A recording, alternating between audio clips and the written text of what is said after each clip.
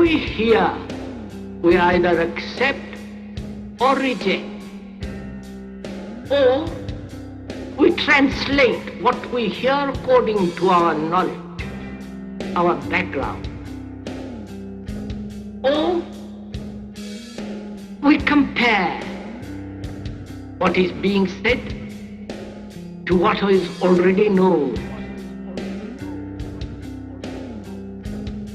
or we oppose one idea by another. All these characteristics of hearing denies the act of listening. When one listens, there is no comparison, there is no acceptance or rejection. That very act of listening brings about a total attention in which you see the totality and the whole significance and structure of what is being said. The quality of listening is attention. And when you attend totally, with your whole mind, with your heart, with your nerves, with your eyes and ears completely, intensely listen, when you give your whole attention to something, that is when you are completely listening.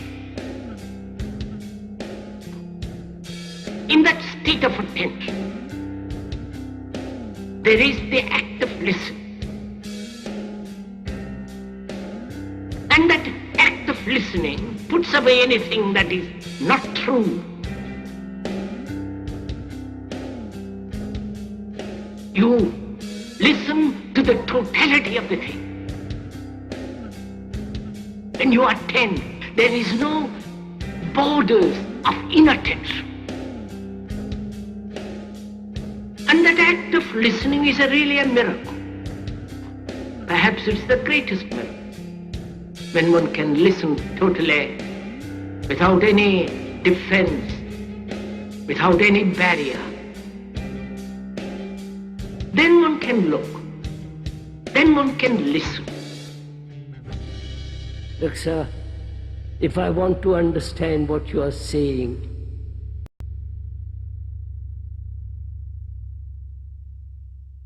I listen to you. I listen to you with affection, with care, with attention. Because I find out what you're saying.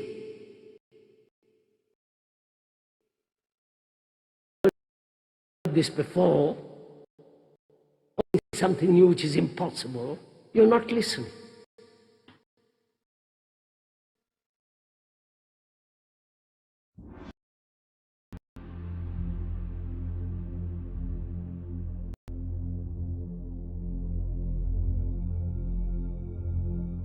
One of the most intriguing discoveries in modern science is the fact that there is nothing in this world that even approaches what might be called truly solid.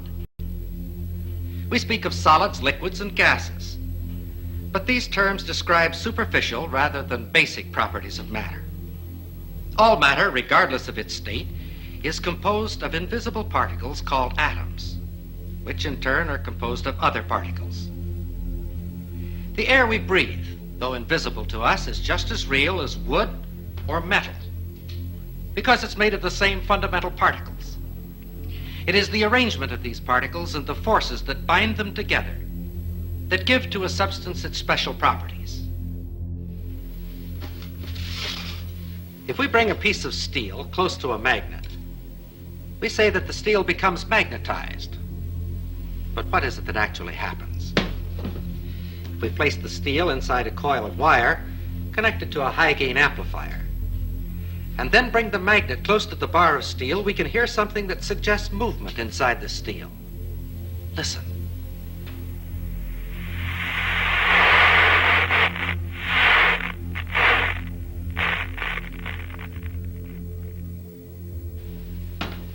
We think of a piece of steel as being solid, and according to our definition, it is a solid.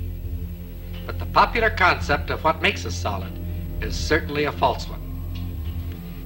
This piece of steel and any so-called solid substance on this earth is almost entirely empty space. If we could eliminate the empty space in this piece of steel, all that would remain would be a tiny bit of matter, so small as to be invisible even with a high-power microscope. This concept of almost unlimited empty space within matter is comparatively new, but it is the very cornerstone of our knowledge in this atomic age. Atoms are not solid. Instead, they are tiny solar systems composed of infinitely small particles revolving at tremendous speeds and bound together by enormous forces. And like our solar system, atoms are almost entirely empty space. For the moment, let's forget the forces within the atom. Thinking only of the particles and the empty space around them, science knows no reason why I couldn't take this so-called solid steel bottle and just throw it right on through that wall. Except this, we've tried it and it hasn't worked. If I were to attempt to run through that wall right now, all I'd get for my trouble would be a good-sized lump on the head. But that which would prevent my body passing through the wall would not be a collision of particles, but rather a collision of forces, the same forces that make an atom bomb. And if it were not for these forces, my body could go freely back and forth through that wall just as though it were not there. It is within the realm of scientific possibility that there could be two worlds coexistent, occupying the same part of space at the same moment of time, each world just as real as the other, with its mountains, valleys, rivers, trees, and people. And that one world could pass freely through the other world, neither world being conscious of the existence of the other world, if you grant just one thing. Atomic forces within the material substance of these two worlds that are not mutually interactive. What do we mean by this? Let's see. Here are two pieces of steel. Their appearance is quite similar, but a magnet will reveal a basic internal difference between the two pieces. This one, of course, is picked up, but this one is unaffected. This piece of steel is non-magnetic, stainless steel. Of course, we all know that other metals, such as brass or aluminum, are not affected by the magnet. But a ring made of aluminum is something else. It can be suspended in air by the electromagnetic force of what is actually a transformer.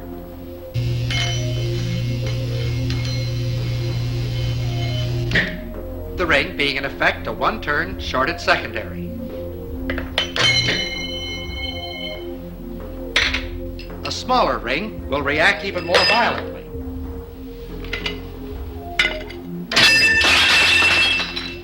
Here is another ring. This one made of a material we say is non-conductive.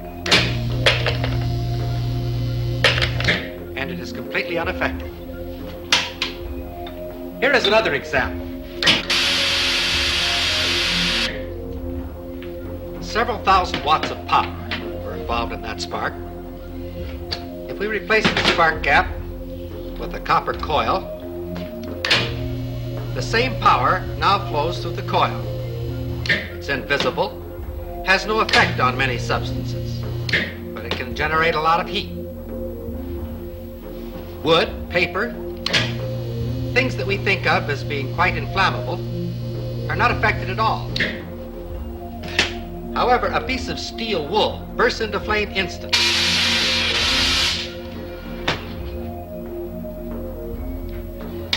Did you ever fry an egg on a cold stove?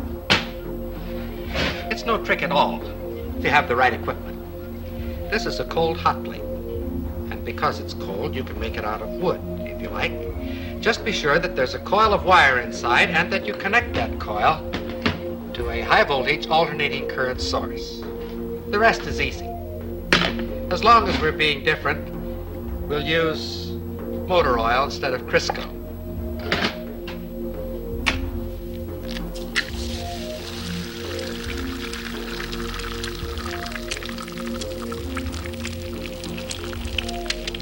The egg fries very quickly, but the stove remains perfectly cold. In fact, if you wish to keep it handy, you can fry your egg on the morning newspaper. With a gadget like this, you can get up in the morning, sit on the stove, read the morning newspaper, and fry the eggs in your lap. Another example of the fact that physical forces can be quite selective in their effect. All of the examples which we have cited thus far have been in the physical realm, and of course have been limited by that fact. We can, however, cite examples that transcend the purely physical and clearly demonstrate the reality of these two worlds.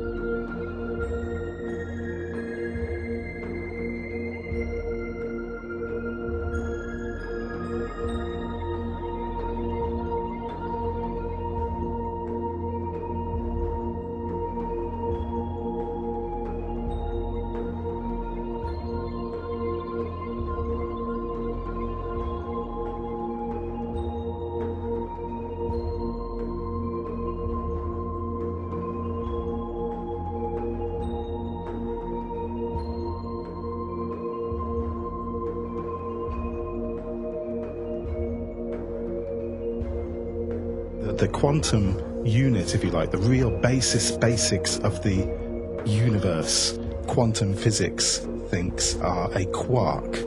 Okay? Right. A quark, a single unit, a single nothing. A quark is made up of two units which vibrate. Yes. Okay, think of our light and our sound that we were talking about earlier on. Okay? Got Because they vibrate, they are pure energy, pure frequency.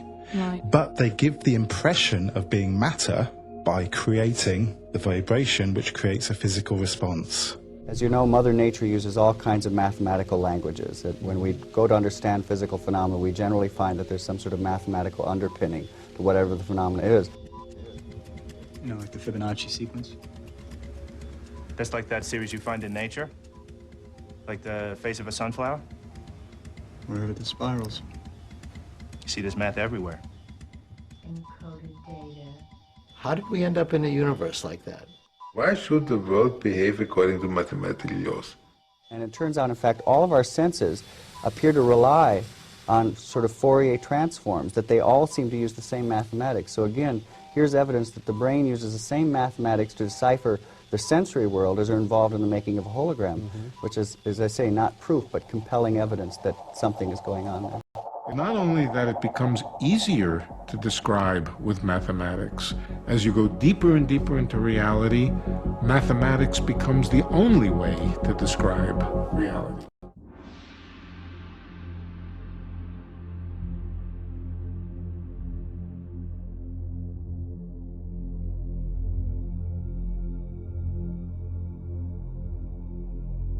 Okay, so 1, 1, 2, 3, 5, that's the beginning of the Fibonacci sequence. Next number in the sequence, what do you think? How about 8? The number after that, 13. The number after that, 21. So if you're getting those right along with me, then you've recognized the pattern that I wrote with the first few numbers in the Fibonacci sequence, which is this. It starts with a 1, the next number is a 1, then after that, to get the next number, you'll always add the two numbers that came before that. So 1 and 1 is 2, 1 and 2 is 3, 2 and 3 is 5, 3 and 5 is 8, so on and so forth. So that's recognizing the pattern that exists in the Fibonacci sequence. So it turns out that this sequence of numbers has all kinds of applications. It describes all kinds of things in the world that we see around us. A conspiracy to hide this information that DNA is a Fibonacci, is an exemplification of this number called, or entity ratio sequence called the golden ratio, the ratio that proves the existence of intelligent design, or the reality of intelligent design of the cosmos. I mean, if you go to the golden ratio site for Wikipedia too on the same theme. They don't mention any of this stuff in nature that we're going to talk about here, that we talked about on the show 2 days ago, and that we're talking about here. They talk about how it's found in architecture and math and all this kind of stuff. They don't discuss it how it's found in the measurements of the human arm. Why not? It's just, I mean, well, I think I'm making, that's the point here. I think that just made sense to me, thinking this through as I say it to you. It has to be a conspiracy. How could all of this be overlooked, and how could Wikipedia leave it out? It can't be. There has to be somehow that big money has pushed their influence somehow, and they've had a drive to keep this covered up or something. These can't all be coincidences, and since they're doing that with everything else, it has to be the case that there's some movement to keep this stifled. I mean, why isn't? Here's another piece to add to this.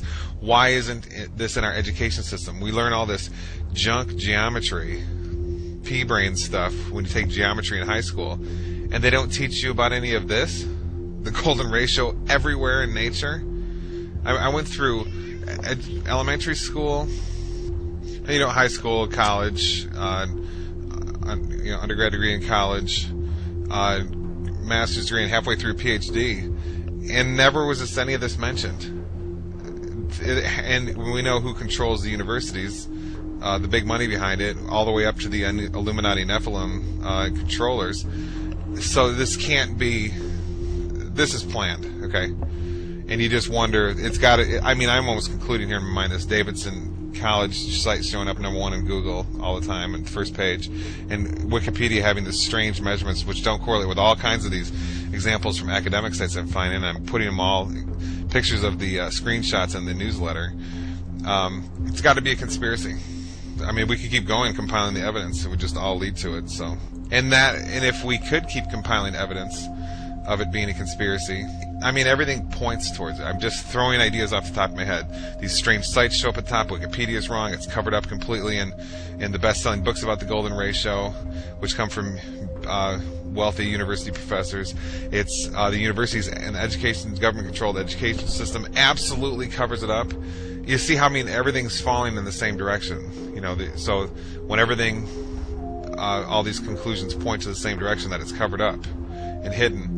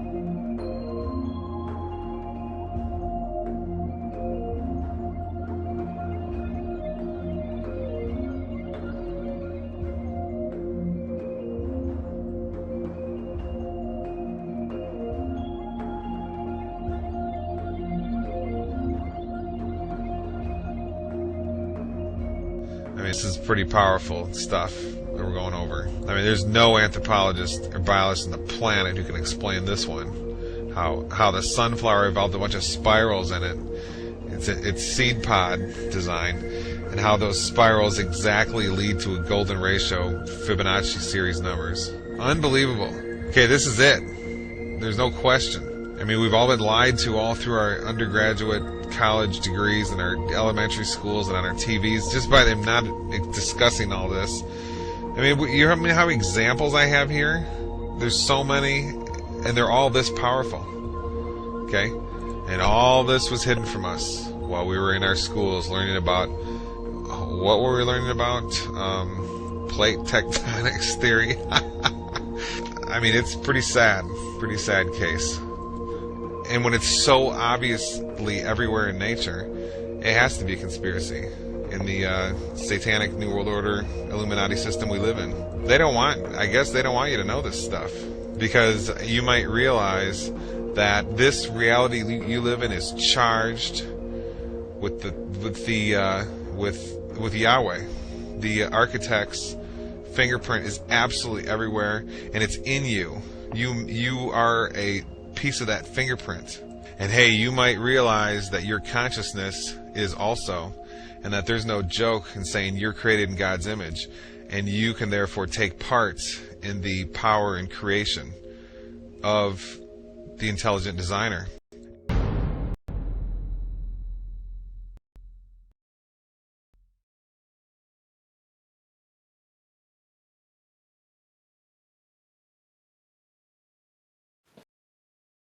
Extraordinary phenomena of people getting better even when they've only had a dummy treatment or a sham treatment. So that can mean a sugar pill, but it can also mean sham ultrasound, where somebody just holds the machine up to your body but doesn't really switch it on, or even a fake operation where somebody makes the incision and then pretends to do the operation but doesn't actually do anything. And the fascinating and amazing thing is, it turns out that when people get these fake sham treatments, they often get better.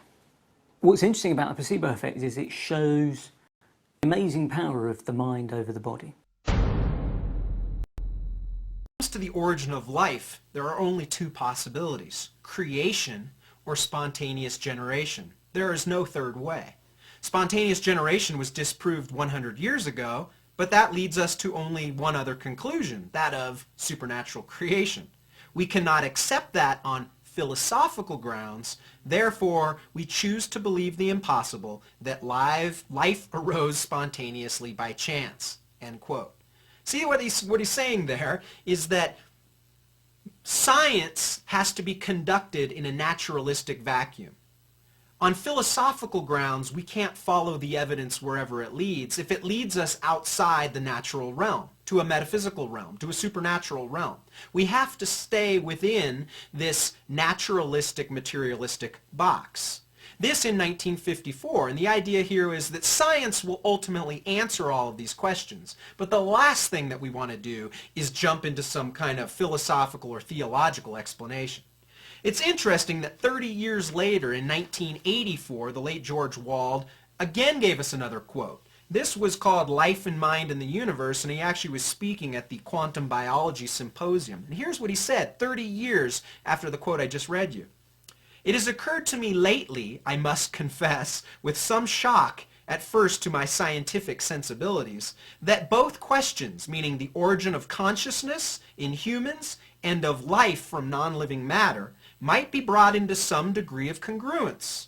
This is with the assumption that mind, rather than emerging as a late outgrowth in the evolution of life, has existed always as the matrix, the source and condition of physical reality. The stuff of which physical reality is composed is mind stuff.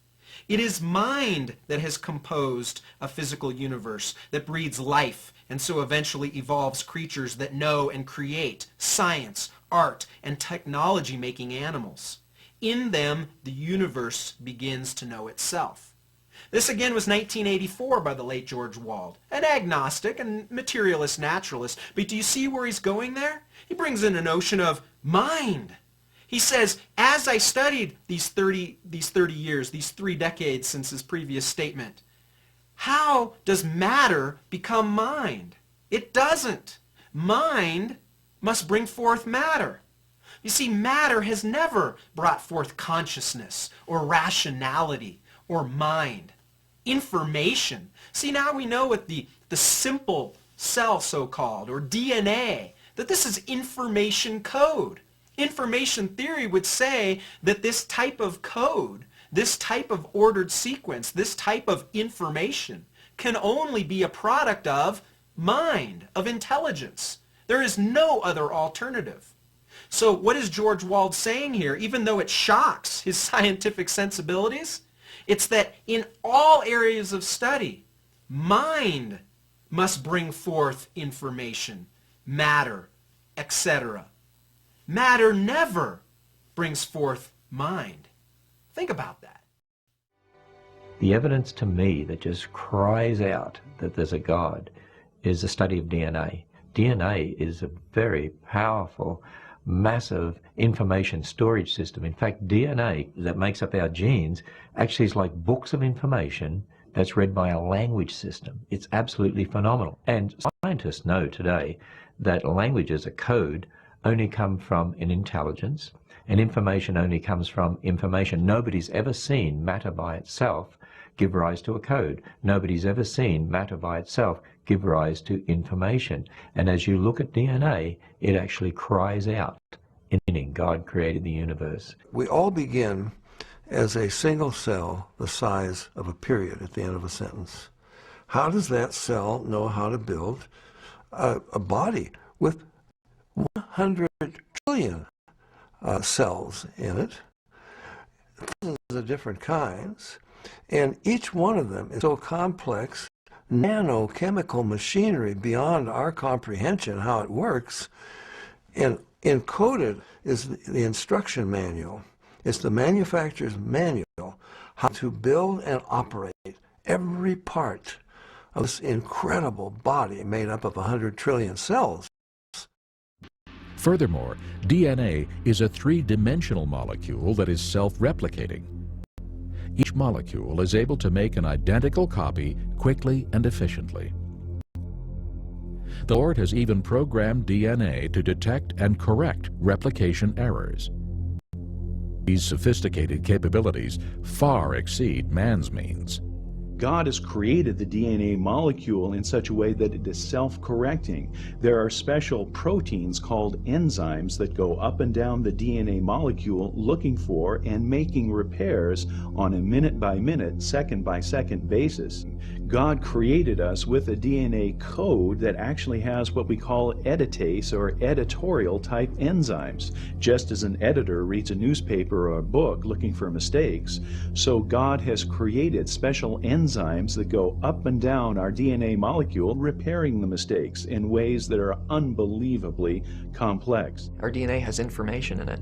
And there is a whole field of scientific study called information science, which studies how information originates, how it's transmitted, and so on. And one of the laws of information science says that information never originates by itself in matter, never spontaneously comes about. Anytime we trace the copying of information back to its source, it always comes back to a mind. And since we have creative information in DNA, that tells me that DNA comes from intelligence. It's not something that could possibly come about through millions of years of mutations and natural selection.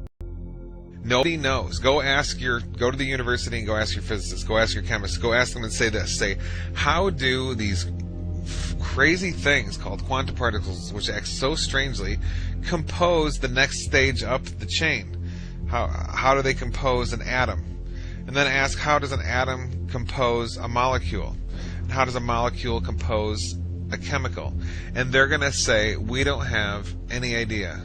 Now they'll probably get out their tinker toys and draw you or sculpt you a picture of an atom and say, this is how the atom is structured, and it gives rise to the molecule, and some molecule in question. And you say, no, Professor, how does one compose the other? I didn't ask you to show me a representation that you think is true about the one, and then just about the atom, and then just say, oh, it composes the next stage up, the molecule. You say, Professor, I want you to show me how it works. Tell me what is involved. Guide me through the process. And that professor is going to say, we don't know how it works. We can't. So the point is here, I remember we studied this a lot when I was a graduate student in physics or philosophy. We talked about this a lot. There is no known relationship between quantum particles and then the things that they allegedly compose, whether it's molecules or chemicals or worlds or rocks or whatever.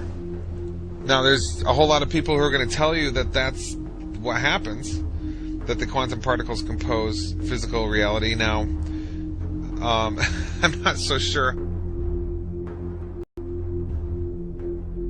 This is the level of knowledge, okay, not of wishful thinking. The level of knowledge is when we have empirical data and philosophical reasoning that is that sophisticated, that powerful, that ironclad, that simple, that we can say, okay, it can't be any other way. So we have to say this is an absolute truth. This has to be a truth of things, and this can't be an illusion. So we know something. I mean, what's more enjoyable than that? Well, I can think of a couple things that are more enjoyable, but that's pretty for someone like me who's just obsessed with knowing how things are and knowing about myself and just knowing the way reality works. And I know a lot of the listeners of this show are the same way. Being able to exist at that level, that empirical and philosophical level, is really important to me, and it feels really, really good. Okay? Some people don't care about stuff like this, and that's fine. Just let them go. And they care about other things. You know, maybe they care about art, or maybe they care about television, or maybe they like Barack Obama and war, and maybe they like to be brainwashed, or who knows what. But for me, I want to know how reality works, and it makes me feel, every time I get a little bit further along, it's like I've energized my soul or something. The deepest parts of me have grown and they feel more spiritualized. Okay, so it's very, very healthy to do this.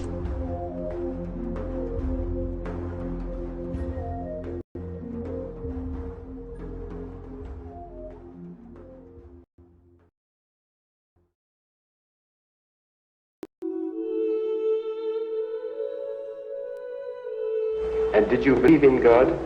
Oh, yes. Do you now believe in God? Now?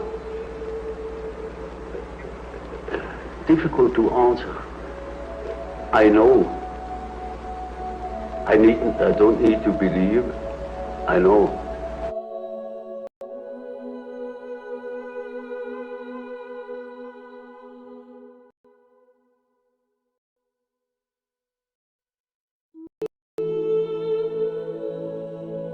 You know, there are these peculiar faculties of the psyche, that it isn't entirely confined to space and time. Now, these facts show that the psyche, in part at least, is not dependent upon these confinements. And then what?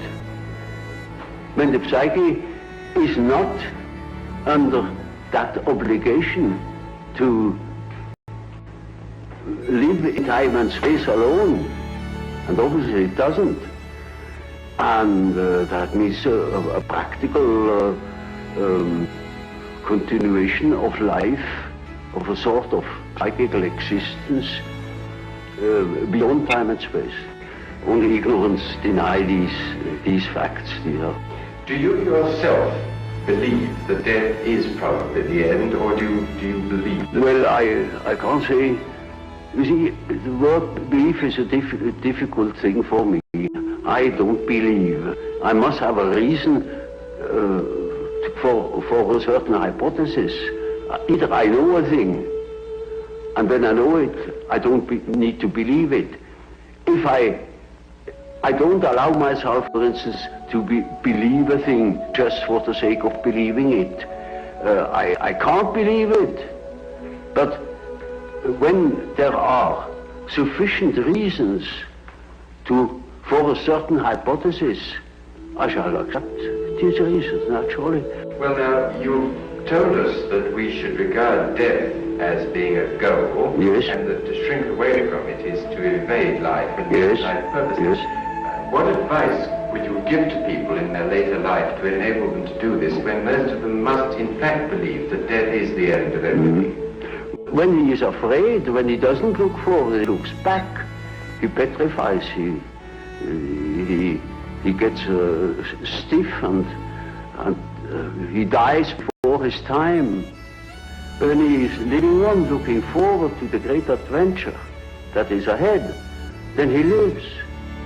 And that is about what the unconscious is intending to do.